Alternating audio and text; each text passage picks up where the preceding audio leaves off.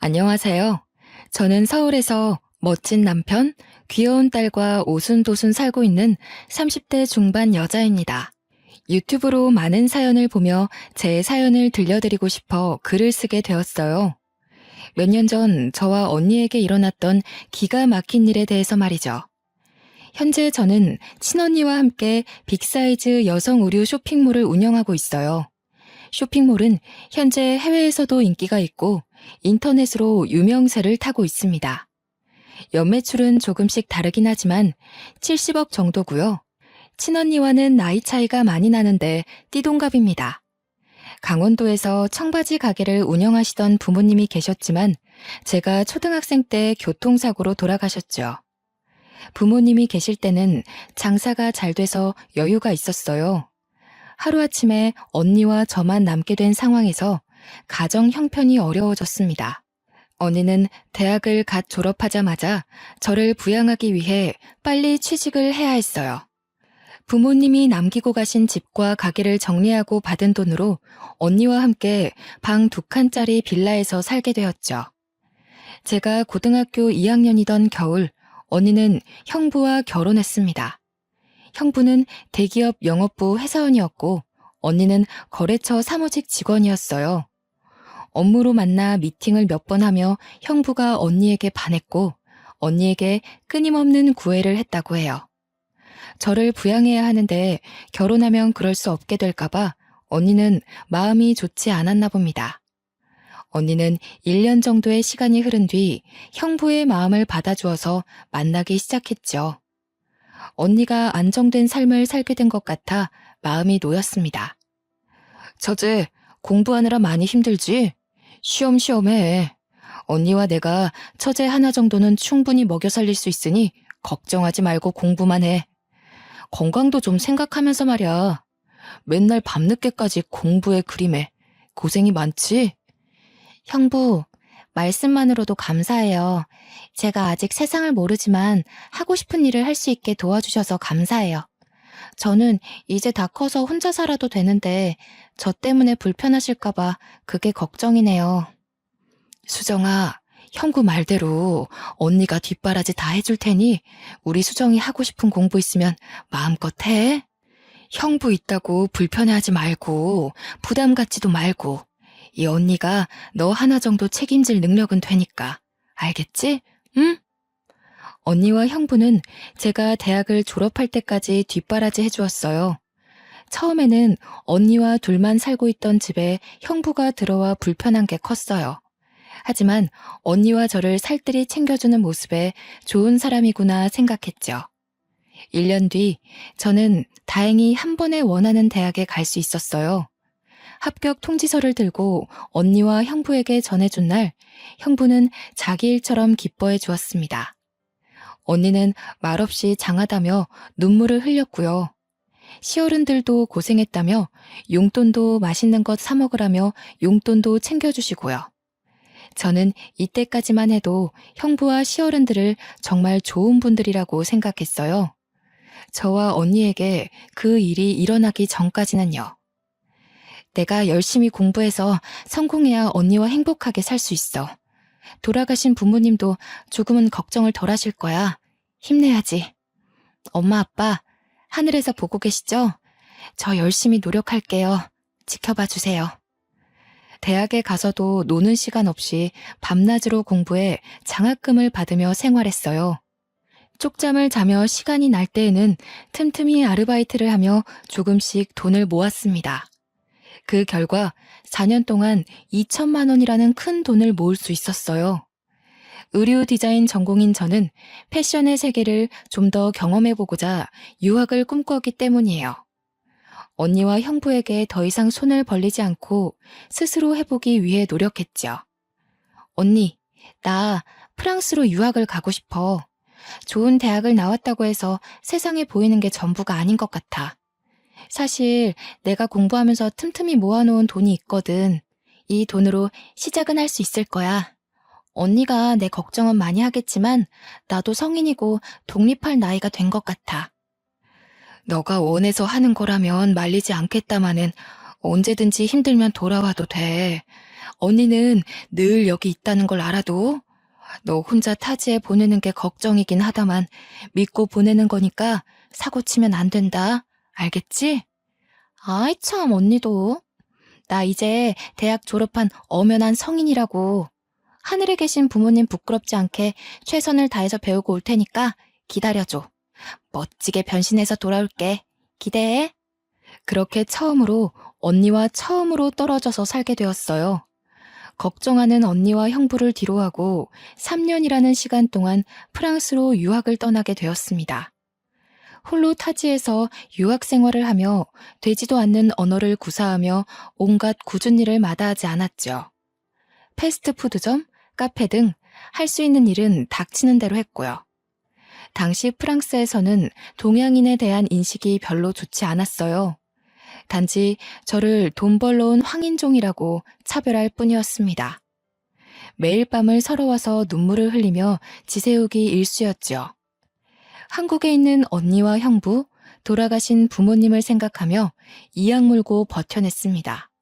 그러다 우연히 좋은 기회로 유명한 파다라는 의류회사에 입사하게 되었어요. 파트타임 디자인 보조였지만 재단하고 남은 천 조각들과 쓰레기를 처리하는 게 제 일이었죠. 버리는 경우가 대부분이라 쓸만하겠다 생각해서 천 조각들을 열심히 모았습니다. 홀로 기숙사에서 외로움을 느낄 때면 모아놓은 천 조각들로 손바느질을 하며 옷을 만들곤 했어요. 천 조각의 모양이 제각각이었지만 나름의 감각이 있었기에 제가 만든 옷은 봐줄만 했습니다. 프랑스는 물가가 비싸기 때문에 제 월급으로 연습 삼아 천을 살 형편이 안 됐거든요. 그렇게 야심한 시각 홀로 청소를 끝내고 여느 때처럼 천 조각을 모으고 있었습니다. 늦은 밤 아무도 없는 사무실에 잠시 앉아 옷을 만드는 시간이 유일한 낙이었거든요. 제가 혼자 마네킹을 만져볼 수 있는 값진 시간이었습니다. 제가 천 조각을 이용해 만든 옷이 완성될 쯤이면 마네킹에 씌워보기도 했어요. 마치 제가 디자이너가 된 것 같아 뿌듯해하며 혼자 감상에 젖어 있고는 했습니다. 꿈에 한 발짝 다가간 느낌이랄까요? 한참을 만든 옷을 보며 심취해 있는데 갑자기 문을 두드리는 소리와 함께 한국말이 들려 저는 화들짝 놀랐어요. 낯선 타지에서 들려온 한국말이었기에 반가웠는지도 몰라요. 저에게 말을 건 사람은 다름 아닌 같은 회사에 근무하는 디자인 팀장님이셨습니다. 안녕하세요. 야근하고 퇴근하려는데 밤늦게까지 사무실에 불이 켜져 있어서요. 이 시간까지 퇴근도 안 하고 뭐 하시는 겁니까? 아, 안녕하세요. 저는 디자인팀에서 시간제 아르바이트를 하고 있는 김수정입니다. 정리를 하다가 시간이 남아서 잠시 있는다는 게 그만.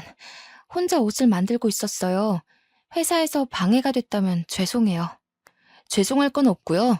디자인팀에서 이 시간까지 남아있는 경우는 별로 없는데 마침 불이 켜져 있어 들려봤습니다. 사실 근무하면서 몇 번 봤는데 같은 한국인이라서 말을 걸어보고 싶었어요. 아, 나는 김영준이라고 합니다. 저도 지금 퇴근하는 길인데 시간도 늦었으니 태워줄게요. 가요. 안 그러셔도 되는데 그럼 실례 좀 하겠습니다. 근데 팀장님은 왜 이렇게 늦게 퇴근하세요? 보통은 제가 제일 마지막에 퇴근하는데요. 저보다 늦게 나가시는 분은 처음이라서요. 많이 바쁘셨나 봐요. 직장 상사임에도 불구하고 먼 타지에서 만난 같은 한국인이라는 사실에 친근감이 들었어요. 홀로 타지 생활을 했다는 공감대가 생겨 다행이었습니다. 집으로 가는 차 안에서 어색하지만 많은 대화를 나누었어요. 팀장님은 저보다 6살 연상이셨고 고등학교를 졸업하자마자 프랑스로 건너오셨다고 했습니다. 팀장님은 저에게 타지에서 홀로 고생한다며 위로를 건넸고 언제든지 도움이 필요하면 연락하라고 했죠. 그렇게 저희는 서로 연락처를 주고받았습니다. 저는 알게 모르게 의지를 많이 하게 됐습니다. 홀로 타지에서 생활하며 사귄 유일한 친구였어요. 팀장님은 때로는 직장 상사로 친근한 동네 오빠로 다가와 주었어요. 쉬는 날이 맞을 땐 식사도 하고 풍경이 좋은 곳에서 커피 한잔하며 자주 어울렸습니다. 아직 프랑스를 둘러볼 겨를이 없었던 저에게 구경도 시켜주고요. 시간이 흐를수록 서로에게 정이 많이 들고 점점 호감을 갖게 됐죠. 좋아하는 마음으로까지 번졌어요. 시간이 조금 흐르고 유학 생활을 한 지 1년 반쯤이 되었을 무렵이었습니다. 한국에서 모르는 번호로 연락이 왔는데 경기도의 한 보호시설이라고 하는 게 아니겠어요? 안녕하세요. 혹시 김은정님 동생분 연락처 맞으신가요?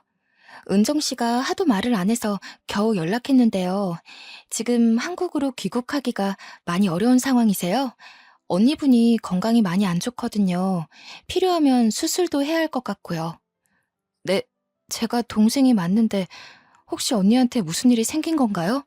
아, 혹시 이도진 씨라고 옆에 없나요? 김은정, 아니, 저희 형부인데요. 언니가 병원에 안 있고 왜 보호시설에 있어요? 언니가 어떻게 안 좋은 건가요? 언니 좀 바꿔주세요. 받아야 할 검사도 많고 지금 치료 중이라 연락이 불가능해요. 혼자 병원에 와서 몇 가지 검사를 했는데 아직 더 남은 모양이에요. 근데 병원에서는 개인정보라 함부로 자기들이 말해줄 수 없다 하지. 본인도 이야기를 안 하지. 답답해 죽겠어요. 아니 이러다 김은정 씨가 죽을 것 같다니까요? 언니는 가족이나 동생에게 알려지는 것을 원치 않는다 했지만 상태가 심각해 보여 어쩔 수 없이 연락을 취했다고 했습니다. 언니가 제 성격이 어떤지 알기 때문에 절대 알리지 말아달라고 하는 거예요. 이 소식을 들으면 유학을 포기하고 바로 한국으로 돌아올 거라고요.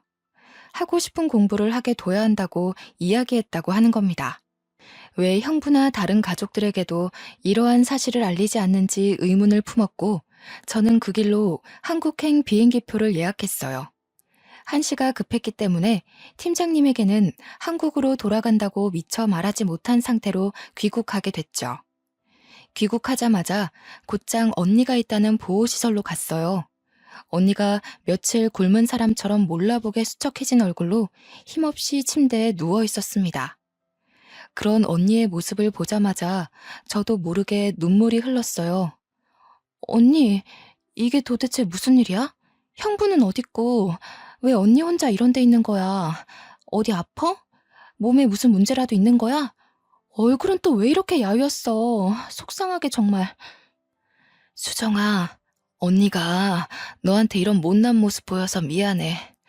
언니도 인정하기 싫지만 형부에게 다른 여자가 있는 것 같아. 이혼해야 할 것 같아. 언니가 무엇을 잘못했는지 모르겠는데 그 여자가 임신한 것 같아. 언니는 이제 어떡하면 좋니, 정말? 형부가 결혼 이후 야근과 출장이 잦아져 바쁜가 보다 하고 대수롭지 않게 생각했다고 합니다. 하지만 너무 잦은 탓에 조금씩 의심하기 시작한 거예요. 자주 연락 오는 여직원이 있었고 직감적으로 내연녀라는 것을 알게 됐다고 해요. 심증은 있으나 물증이 없어 따지질 못하고 전전긍긍하던 언니는 물증을 잡기 위해 노력했죠. 하지만 형부가 철저했던 탓인지 블랙박스나 휴대폰에 남아있는 증거는 없었다고. 그렇게 까맣게 속만 타들어가던 어느 날 내연녀가 제 발로 찾아왔다는 거 아니겠어요? 그 여자가 그러더라. 형부의 아이를 임신했다고. 둘이 서로 많이 사랑하고 아이까지 생겼으니 아직 아이 없는 나보고 헤어져 달래. 정말 기가 막힌 일이지.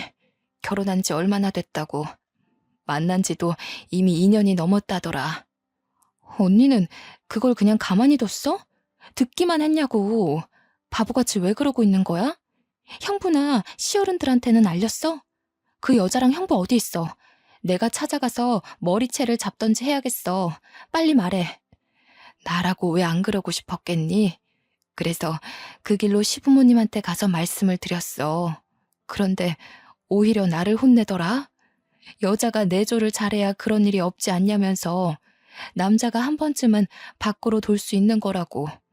내가 몸이 약해 아이를 못 가진다고 쓸모없다고 이야기를 하셨어. 더 이상 내가 할 수 있는 건 없겠더라.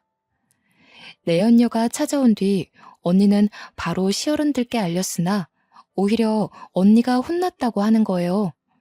알고 보니 그 여자는 회사 사장의 조카였고 상당히 부유한 집안이었거든요. 가진 게 별로 없던 언니가 시집 온 것이 탐탁지 않았던 시어른들은 오히려 언니를 나무라며 의처증 환자로 몰아 내쫓았다고 합니다.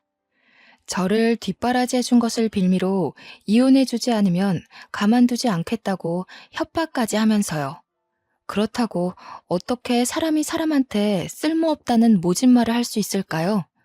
언니는 혹시라도 저에게 해코지를 할까봐 할 말도 못했다고 했습니다. 가진 것 하나 없이 떠돌다 보호시설로 입소한 거였어요.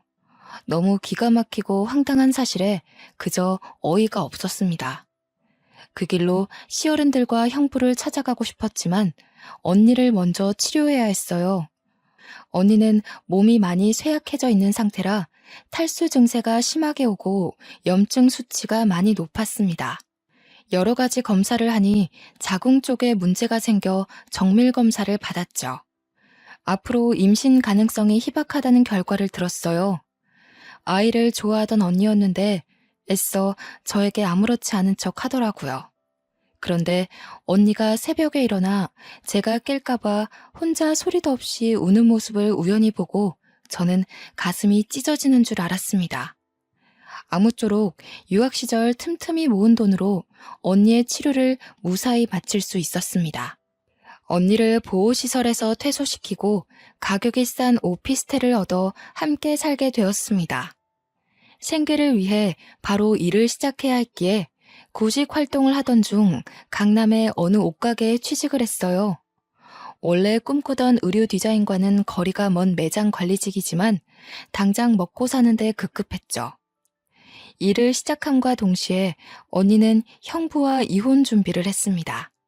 부모님이 남겨주신 유산과 다름없는 돈으로 산 집과 차를 돌려받고자 노력했지만 아는 사람도 없고 백도 없었던지라 아쉽게도 이혼 소송에서 패소했어요. 가진 것 없는 거 걷어주고 결혼해주고 처제도 대학 졸업 때까지 뒷바라지 해줬으면 퉁쳐야지. 뭐가 잘났다고 소송을 걸어? 들어간 돈이 얼만지나 알아? 더 진행하면 당신만 손해야. 위자료 5천만 원을 줄 테니 그걸 받고 조용히 이혼하던지 잘 생각하라고. 내가 정신적 피해 보상금 달라고 소송 걸면 감당할 자신 있어? 당신 돈 없잖아. 형부, 그래도 어떻게 언니한테 이래요? 사랑해서 한 결혼인데 어떻게 이렇게 매몰차요? 사람을 가진 것 하나 없이 내쫓는다는 게 말이 돼요? 결혼한 지 얼마나 됐다고 벌써 내연유나 만드는 파렴치한 주제에. 처제, 말 다 했어? 그리고 증거 있으면 가져와봐. 가져와 보라고. 배은망덕하게 키워줬으면 감사합니다 라고 머리 숙여도 모자랄 지경인데 부모 없이 자란 티내는 거야? 증거도 없이 내연녀며 몰아짓거리는 거 확 다 무고죄로 고소해버릴까? 조용히 위자료 받고 끝나면 될 일을 뭐하러 크게 만들고 난리야. 당신이 어떻게 나한테 이럴 수가 있어요? 걷어주다뇨, 키워주다뇨. 그렇게 함부로 말하지 말아요. 나 이런 식으로 이혼 못해요. 못한다고요. 어느 날은 형부의 내연녀가 저를 찾아오더라고요.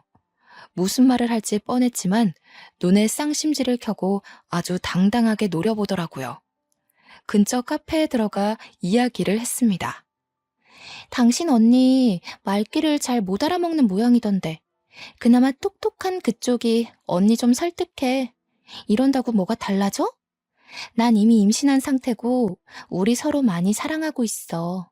당신 언니가 떨어져 나가주면 끝인데 혹시 5천만 원이 부족한 거야? 이 사랑의 결실을 보고도 왜 떨어질 생각을 안 하네? 당신이 뭐라고 그렇게 말해요? 5천만 원? 안 받아도 그만이야. 불륜 저질러서 임신한 게 뭐 자랑이라고 그렇게 떠들어대는 거지? 막말로 우리 언니가 형부랑 이혼한다 쳐. 그쪽이 과연 좋은 이미지일까? 불륜으로 남의 가정 파탄는 가정 파탄범이지. 안 그래? 사랑의 결실? 웃기는 소리 하고 있어. 당신은 그저 불륜녀일 뿐이라고. 말 다 했어? 이 거지 같은 것들이 선심 써서 돈 주고 끝내려 했는데 안 되겠네? 5천만 원이 땅 파면 나오는 돈이야? 그 돈 없이도 잘 살 수 있으면 어디 해봐. 거지처럼 살던 거 우리 오빠 돈으로 키워줬더니 은혜도 못 갚고 말이야. 이래서 부모 없는 것들이 배운 게 없어서 이 모양이야. 저는 결국 화를 참지 못하고 내연녀의 머리채를 잡고 말았습니다. 저를 욕하는 것은 괜찮지만 언니와 돌아가신 부모님을 모욕하는 것을 참을 수 없었어요. 그 여자가 임신한 상태이던 말던 저한테는 중요한 게 아니었습니다. 그 순간만큼은 이 여자를 반쯤 죽여놔야겠다는 생각뿐이었어요. 저한테 머리채 뜯기던 그 여자도 미친 듯이 발버둥 치며 제 얼굴을 긁기 시작했습니다. 카페 직원이 경찰에 신고해서 파출소로 끌려간 뒤에야 마무리가 되었습니다. 파출소로 언니와 시어른들이 오셨어요. 그 여자는 합의는 없다며 뱃속의 아기가 잘못되면 우리는 살인자라고 고래고래 소리를 질렀습니다. 형부는 자신의 커리어에 흠집이 나기 싫었는지 조용히 합의하자 했습니다. 더욱 기가 막힌 것은 이혼이 확정된 것도 아닌데 시어른들은 이미 그 여자를 며느리 취급하고 있었습니다. 아니, 너는 동생 간수를 도대체 어떻게 하는 거야? 홀몸도 아닌 사람을 어떻게 이렇게 함부로 대할 수가 있어? 뱃속에 우리 손주 잘못되면 네가 책임질 거냐? 부모 없이 자라서 부족한 게 많은가? 조용히 합의해. 그러게, 내가 5천만 원 위자료 받고 조용히 합의하랬잖아. 도대체 왜 이러는 거야? 처제는 왜 이렇게 막무가내고. 마지막 기회야. 조용히 합의해. 위자료는 바로 보내줄 테니. 저 여자가 먼저 돌아가신 부모님, 우리 언니 모욕했다고요.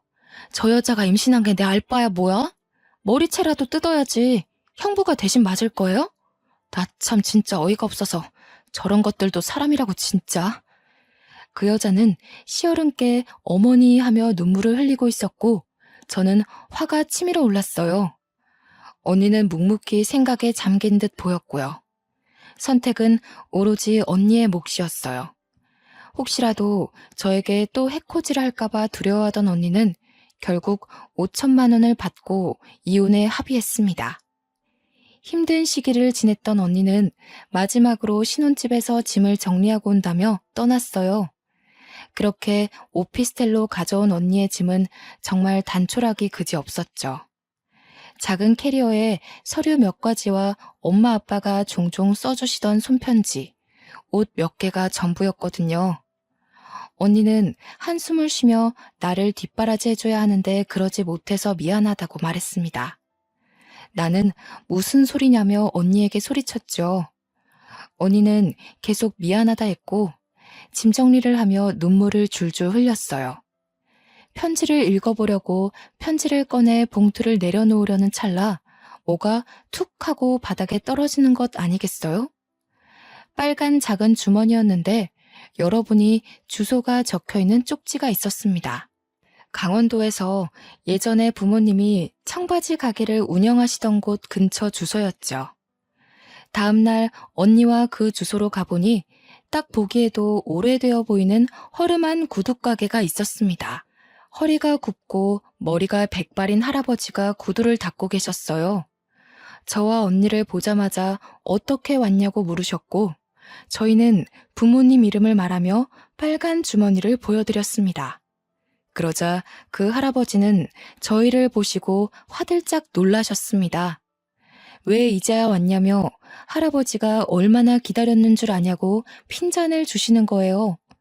곧이어 우리를 안쪽 작은 방으로 안내했어요. 안내를 받아 들어간 방 안에서 할아버지는 저에게 작은 서류 봉투를 건네주셨습니다. 서류 봉투에는 외할아버지의 유언장과 땅 문서, 통장, 도장이 들어있었죠. 드디어 내 이걸 너희들에게 전해줄 수 있어서 얼마나 다행인지 모른다. 그 조그맣던 아이들이 이렇게 컸다니 내가 당연히 알아보지 못할 수밖에. 살아생전 너희 부모가 얼마나 착실하게 잘 살았는지 아니? 어휴. 알고 보니 할아버지는 외할아버지 댁에서 힘든 시절에 머슴살이를 하셨던 분이셨습니다. 외할아버지 덕분에 자신이 이렇게 잘 먹고 잘 살 수 있게 됐다고 하셨죠. 이 서류는 저희 부모님이 맡기고 가셨다고 했습니다. 외할아버지는 강원도에서 유명한 부자셨는데 주변에 많이 베푸시는 분이셨다고 해요. 하나밖에 없는 귀한 딸이 가진 것 없는 아버지와 결혼한다고 하여 결혼한 뒤 연락을 끊으셨다고 합니다. 그렇게 수년을 왕래 없이 지냈다고 하셨어요. 하지만 언니가 태어나고 하나밖에 없는 딸을 위해 구두방 할아버지를 몰래 부모님 주변에 살게 하셨다고 했어요. 그렇게 구두방 할아버지는 부모님 근처에서 구둣가게를 운영하시며 보살펴 주셨다고 했고요.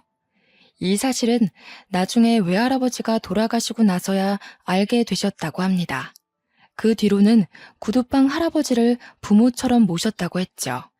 그렇게 건네받게 된 유산을 우리 앞으로 돌려놓으신 지 얼마 안 되어 교통사고로 돌아가신 거였어요. 내 언제까지 살아있을지 모르는 일이라 너희를 빨리 찾고 싶었는데 이렇게 찾아와 주었으니 내 할 일은 다 한 것 같구나. 드디어 은혜를 다 갚을 수 있게 됐어. 그동안 힘들다면 힘들게 살았겠지만 이제는 조금 편하게 살렴. 이제 죽어서 영감님 뵐 면목이 생겼구나. 그저 동네 할아버지로만 생각했는데 저희가 진작에 찾아뵙지 못해서 죄송해요. 저희가 앞으로 사는 동안 할아버지께 효도할게요. 정말 감사합니다. 할아버지, 사실 저는요, 저랑 언니를 두고 일찍 돌아가신 부모님이 원망스러웠어요. 성인이 되고 나이를 먹어보니 부모님이 조금은 이해도 되는 것 같아요. 저희 부모님 보살펴 주셔서 정말 감사드려요. 언니와 저 앞으로도 열심히 살게요. 언니와 저는 부모님이 남겨주신 유산으로 의류 쇼핑몰 사업을 시작하기로 했습니다. 구두방 할아버지는 저희가 모시려고 했어요.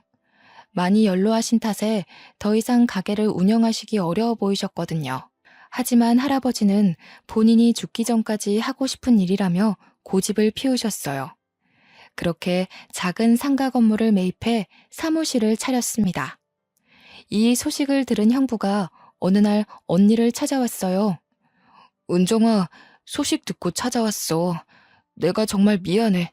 다시는 바람 피우지 않을게. 내가 잠시 어떻게 됐었나 봐. 한 번만 용서해 줄 수 없겠어? 우리 다시 시작하자. 형부, 아니, 이도진 씨. 여기가 감히 어디라고 찾아와요? 돈 없고 가진 것 없는 언니 내쫓을 땐 언제고, 이제 와서 뭐? 다시 시작해요? 당신 낯짝 꼴도 보기 싫으니까 경찰 부르기 전에 당장 나가세요. 처제, 언니랑 이야기할 일이야. 처제가 우리 사이에 뭐라도 돼? 내가 잠시 바람을 피운 것은 맞지만 잘못했다고 이렇게 사과하잖아. 그리고 부부 일은 부부가 해결해야지. 처제는 가만히 있어. 은정아, 대화 좀 하자. 이도진 씨, 나는 당신과 할 이야기가 없어요. 우리 이미 이혼한 사이 아닌가요? 위자료 받고 깔끔하게 끝낸 사이요. 원하면 위자료 돌려드릴게요. 가진 것 없던 제가 비참히 쫓겨났을 때 그 심정 당신은 알지 못할 거예요. 다시는 볼 일 없었으면 좋겠네요. 며칠 뒤에는 시어른들까지 찾아왔었습니다. 검은 속이 훤히 들여다 보였지만 저희는 문 앞에 소금까지 뿌려가며 매몰차게 대했습니다. 적반하장도 유분수라는 말이 있죠. 제가 거래처에 볼 일이 있어 언니를 혼자 남겨두고 외근을 다녀오던 길이었어요. 사무실이 엉망이 되어 있고 언니는 화가 난 표정으로 씩씩대며 앉아 있었어요. 저는 깜짝 놀라 언니에게 물었더니 그 사람들이 찾아와 돈을 달라고 하더래요. 키워주고 먹여주고 뒷바라지해줬는데 그 돈을 좀 돌려받아야겠다면서 말이죠.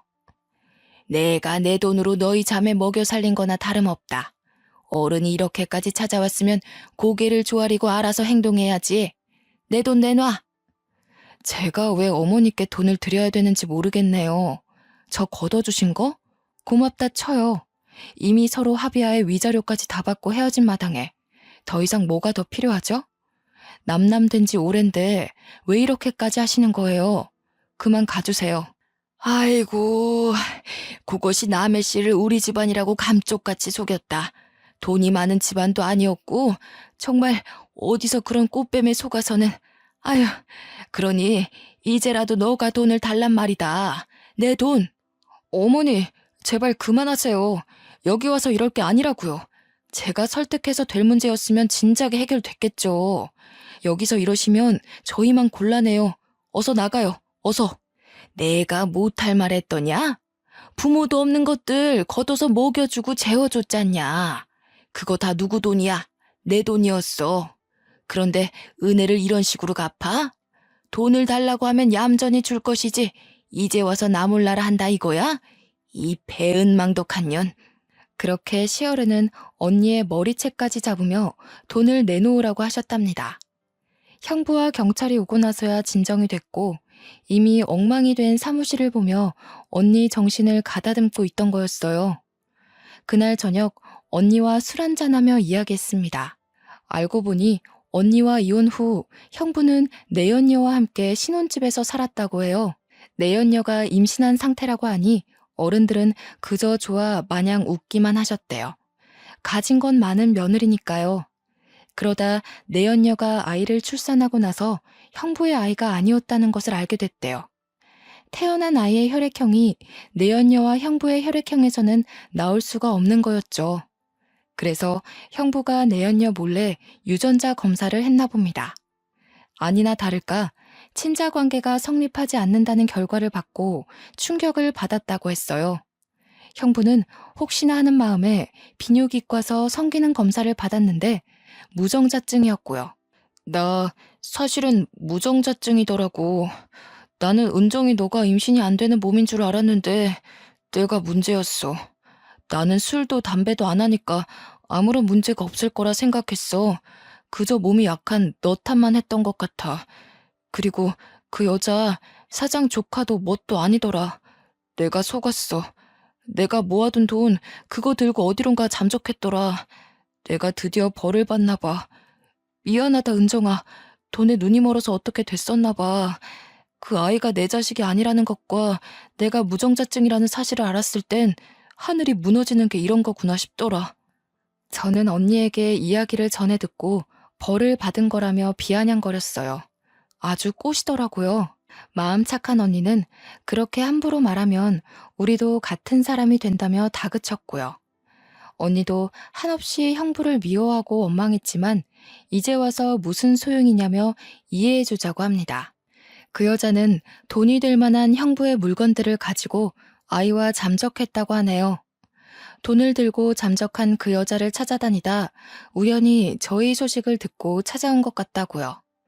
간간히 형부와 시어른이 찾아오긴 했지만 언니는 더 이상 참고 살지 않기로 했어요. 그들에 대해 경찰에게 접근 금지 명령 조치를 신청했거든요. 그랬더니 더 이상 찾아오는 일은 없더라고요. 얼굴을 보지 못하니 끈질기게 전화도 몇 번 와서 돈을 달라는 소리를 했지만 저희는 더 이상 끌려다니지 않았어요. 통화를 녹음해두고 한 번만 더 연락하면 가만 안 두겠다 말한 뒤 휴대폰 번호를 바꿔버렸습니다. 그렇게 한바탕 소란이 지나고 언니와 함께 집 근처 막창집에서 술 한잔 했어요. 앞으로 우리만 잘 살면 된다는 이야기를 하며 소주 한 잔을 들이켰습니다. 저도 잊고 지내던 프랑스에서의 기억을 떠올리며 한 사람을 그리워했죠. 너나 나나 그동안 참 고생 많았지. 부모님이 남겨주신 유산 아니었으면 여기까지 오지도 못했어. 언니가 끝까지 널 뒷바라지 했어야 하는데 나중에 죽어서 부모님 얼굴을 어떻게 본다니? 언니, 무슨 말을 그렇게 해. 나 사고 안 치고 학교 잘 다닌 게 어디야. 날 잘 키워준 은혜 그 어떤 걸로도 갚을 수 없어. 난 언니 없으면 못 살아. 우리 같이 성공해서 행복하게 잘 살자. 언니도 그동안 고생 많았어. 내가 고생은 무슨. 그나저나 중간에 유학을 그만둬서 아쉬움이 크겠다. 너가 말했던 그 사람이랑은 연락하고 지내는 거야? 인사는 하고 왔어? 내 느낌이 맞다면 서로 좋아하는 게 분명한데 이상하다 싶을 정도로 조용하단 말이야. 말은 못하고 왔어. 상황이 그랬잖아. 언니가 더 중요하지. 그땐 나한테 사랑이 사치였지. 물론 말 못하고 와서 미안하고 그립지만 이미 지난 일인데 뭐. 난 괜찮아. 인연이라면 다시 만나겠지. 그렇게 정신없는 3년이라는 시간이 지난 어느 봄날이었습니다. 저희 사업은 조금씩 안정을 찾아갔어요. 처음에는 여자 둘이 작은 사무실 하나에서 시작한 규모였지만 현재는 직원도 20명이나 됩니다. 인터넷 쇼핑몰도 운영하고 있고 빅사이즈다 보니 체형이 다양한 해외에서 각광받기 시작했어요. 상가 1층에는 오프라인 매장도 차려졌고 동대문과 신촌에 분점도 내며 규모를 조금씩 키워나갔죠. 어느 날 매장에 익숙한 손님이 찾아왔습니다. 그동안 사는 게 바빠 잊고 지내던 프랑스에서 알게 된 팀장님이셨어요. 수정 씨, 잘 지냈어? 나 이제 한국으로 완전히 돌아왔어. 당신 찾느라 얼마나 헤맸는지 몰라. 이제 겨우 찾았네. 우리 커피 한잔 할 수 있을까? 팀장님, 여기는 어떻게 알고 오셨어요? 그땐 정말 죄송했어요. 제 사정 때문에 팀장님께 미처 말씀도 못 드리고 급하게 오느라 정신이 없었네요. 많이 보고 싶었어요. 저 사람이 너가 말하던 그 팀장님이구나. 인물도 좋고 키도 훤칠하고 너가 반할만 하네. 안녕하세요. 수정이 언니 되는 사람이에요. 수정이한테 이야기 많이 들었어요. 둘이 나가서 차 한잔 해요. 팀장님은 제가 한국으로 떠난 뒤 저를 정말 많이 그리워하셨다고 합니다. 물론 아무 말 없이 떠난 저를 원망도 했었고요. 나중에 같이 아르바이트를 했던 동료에게 제 이야기를 전해 들었다고 했죠. 그래서 프랑스에서 진행 중인 프로젝트를 마무리하고 한국 지사로 발령받아 완전히 귀국하신 거라 했어요. 저를 어렵게 수소문해서 찾아왔더라고요. 그렇게 팀장님과 재회한 저는 결혼에 꼴이 냈고 지금은 귀여운 4살 딸아이도 있습니다. 언니와 함께 시작한 사업은 생각보다 잘 풀렸습니다. 지금은 연매출 70억이라는 기록을 세우며 승승장구하고 있죠. 남편도 사업을 도와주겠다며 얼마 전에 회사를 정리하고 나왔고요. 처음에 시도했던 빅사이즈라 여성복은 국내뿐 아니라 해외에서도 인지도가 높아져 가고 있습니다. 연예인을 모델로 쓸 만큼 국내 인지도도 나쁘지 않았죠. 연예인이 모델을 하다 보니 통통해도 예쁘게 입을 수 있다라는 이미지가 더해졌고요. 실제로 쇼핑몰에 게시되는 사진들도 빅사이즈 모델을 고용해 촬영하고 있죠. 인터넷을 통해 알려지게 되면서 해외 시장에서도 긍정적인 반응을 일으켜 납품 제의가 오기도 합니다. 남편은 바쁜 저를 대신해 육아를 도맡아서 하며 가끔 해외 업무를 도와주고 있고요. 저희는 동대문에 위치한 20층짜리 상가 건물로 사무실을 확장 이전했습니다. 평소처럼 회사에 출근하는데 어느 날 마주치고 싶지 않았던 인물을 보고 말았어요. 바로 전 형부였죠. 거기서 용역 청소부로 열심히 일하고 있더라고요. 전 형부도 저와 언니를 보더니 화들짝 놀라며 어찌할 줄 모르며 발을 동동 굴렀어요. 은종아, 처제, 당신이 어떻게 나를 찾아온 거야? 여기를 어떻게 알고 찾아왔어? 이런 누추한 모습 보이기 싫은데 혹시 나와 다시 시작하려는 거야? 다시 시작해? 웃기는 소리 하지 마세요. 이도진 씨, 여기 왜 왔냐고? 우리 건물이니까. 여기 우리 회사야.